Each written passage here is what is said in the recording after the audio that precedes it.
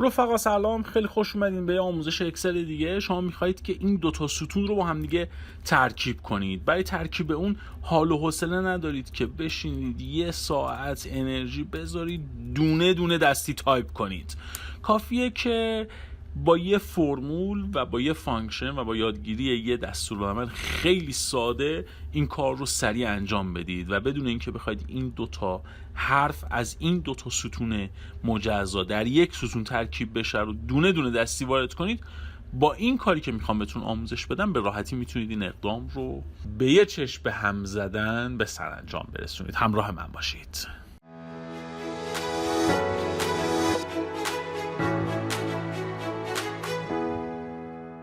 من علیرضا نیازی هستم و در کانال یوتیوب من کلی از آموزش‌های مختلفی در رابطه با اکسل، گوگل شیت، پاور بی آی و حتی ورد هم وجود داره و میتونید نگاه کنید و یاد بگیرید و به مهارت خودتون اضافه کنید.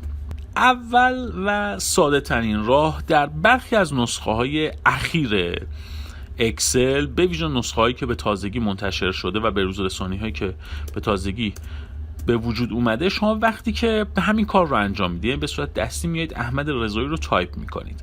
وقتی مجددا در سلول پایینی میایید همون کار رو انجام میدید، خود اکسل پیش‌فرض تصور میکنه که شما میخواید اسامی دو تا ستون کنار همدیگه در یک ستون قرار بگیره و اصطلاحاً همون نام و نام خانوادگی یا مشخصاتی که مورد نظرتون هست و بعد اینها در کنار همدیگه قرار بگیره توی یک ستون تجمیع بشه به این صورت قرار بگیره. شما وقتی دارید ردیف دوم رو تایپ میکنید میبینید که برای شما یه بخشی از نام رو سلکت میکنه و به شما میگه که اگر میخوای که سارا کاظمی و سایر اسامی هم به این شکل کنار هم دیگه قرار بگیره، کافی اینجا اینتر رو بزنید تا من بقیه اسامی رو برای تو به این شکل کنار هم دیگه بچینم. این در برخی از نسخه‌های اخیر و در برخی از بروز رسانی‌ها روی اکسل ایجاد شده که به راحتی میتونید بهش دست پیدا کنید.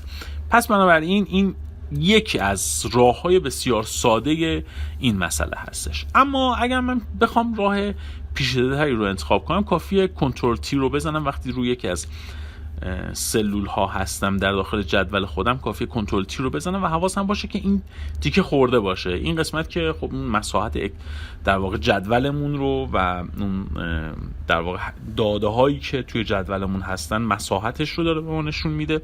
اگر داده دیگری داریم که میخوایم مربوط به این جدول هست میتونیم توی این مساحت قرار بدیم و با استفاده از این قسمت میتونیم اون رو داخل این مساحت قرار بدیم. اما وقتی کرتیبل، پنجره کرتیبل برای ما باز میشه با زدن کنترل تی، این تیک اگر زده شده باشه به ما میگه آقا این سرستون های اکسل من هستن و من میخوام اینها داخل محتوای من نباشن بلکه مجزا از محتوای من باشن و عنوان اون ستون اینها در واقع قرار بگیرن.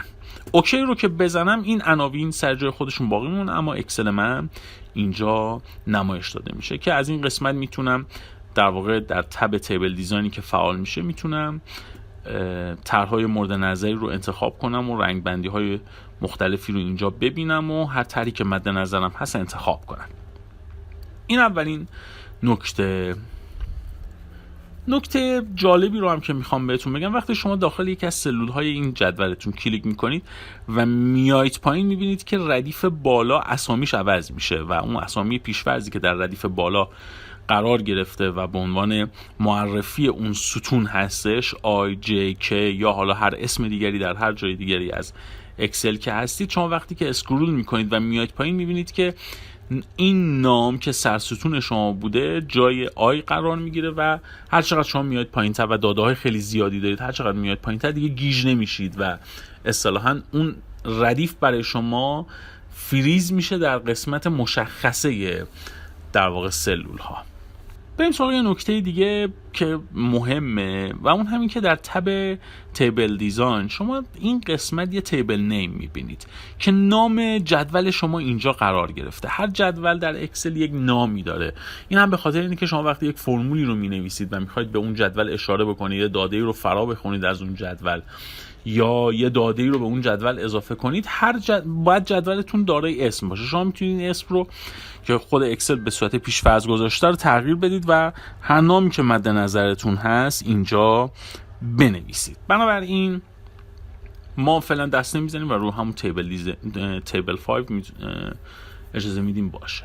اما من برای این که این دوتا ستون رو با هم دیگه ترکیب کنم، کافیه که از دستور تکست جین استفاده کنم. تکست جین رو که وقتی که تایپ میکنم و میبینم، در ابتدا 2 کوتیشن میذارم، بعد از اون 2، حالا بهتون میگم چرا این 2 کوتیشن تفسیرش چیه، علتش چیه. بعد از اون 2 کاما قرار میدم و بعد از اون میام ستونها و سلول هایی که میخوام با هم ترکیب بشه رو یه نمونه انتخاب میکنم. سلول احمد و سلول نام و سلول نام خانوادگی رو انتخاب میکنم، حتما پرانتز رو میبندم و بعد از اون اینتر رو میزنم. به این ترتیب اسامی به این صورت اینجا قرار میگیره. حالا کافیه اینجا هم بنویسم نام و نام خانوادگی.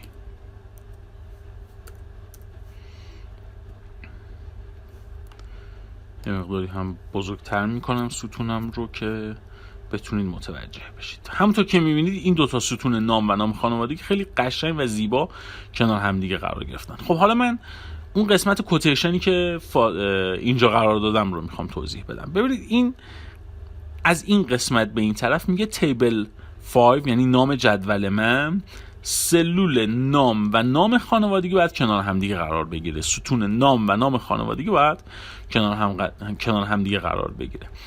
حالا این کوتیشن جریانش چیه؟ من بین این 2 یه اسپیس زدم، یه فاصله انداختم. اون فاصله دقیقاً این فاصله بین نام این سلول و نام سلول کناری خودش هست. در 2 ستون بین 2 سلول من میخوام چه اتفاقی رقم بخوره، کافیه که بین این 2 کوتیشن قرار بدم. اصلا میخوام فاصله نداشته باشه و هم چسبیده باشه. پس اون اسپیسی که اونجا قرار دادم رو پاک میکنم. همونطور که میبینید اسامی به هم میچسبن و اون فاصله‌ای که در ابتدا داشتن رو دیگه ندارن. اصلا میخوام بین این 2 یک علامت بذارم. مثلا یک چنین چیزی رو میخوام قرار بدم.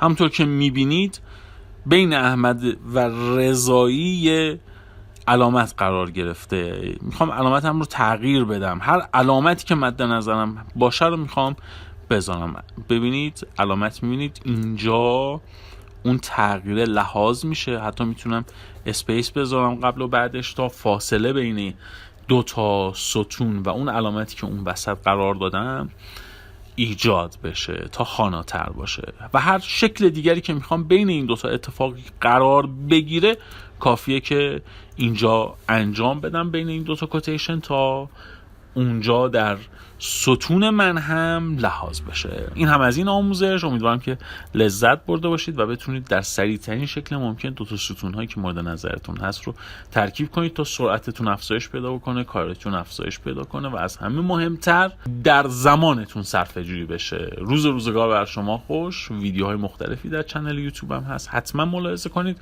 لایک کنید، حمایت کنید تا انگیزه بشه برای تولید ویدیوهای بیشتر و آموزش‌های متفاوت‌تر و بهتر.